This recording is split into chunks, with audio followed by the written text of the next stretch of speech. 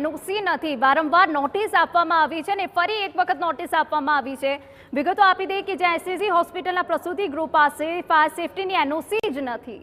Fire વિભાગે રૂકમણી ચેનાની પ્રસૂતિ ગૃહને notice આપી 5 દિવસમાં ફાયર સેફટી એનઓસી મેળવી લેવાની આ નોટિસ અપાઈ છે। 5 દિવસમાં ફાયર એનઓસી નહીં હોય તો વીજ કનેક્શન કાપી નખાશે। એસએસજી હોસ્પિટલના પ્રસૂતિ વિભાગને હાલ નવા દર્દી ન લેવાની સૂચના પણ આપવામાં આવી છે। સમગ્ર મામલે આરએમઓ એ પણ નિવેદન આપ્યું છે। તમામ સાધનો વસાવી લેવામાં આવ્યા હોવાનું જણાવ્યું। આજે અને કાલે ફાઇનલ ટેસ્ટિંગ પણ કરાશે તેવું આરએમઓનું નિવેદન સામે આવ્યું।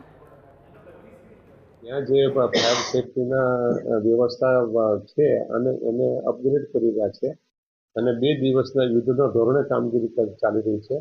તમારી વાત સાચી છે કે નોટિસ મળી છે, પણ એ અંતર્ગત એ પહેલાથી અને એ નોટિસ અંતર્ગત અત્યારે કામગીરી ચાલી રહી છે અને આજે ટેસ્ટિંગ થઈ ગયું છે અથવા કાલે ટેસ્ટિંગ થયું છે। એટલી મોટી હોસ્પિટલ હોય એટલે એમાં પેશન્ટ બીજે મોકલવાની જરૂર નથી।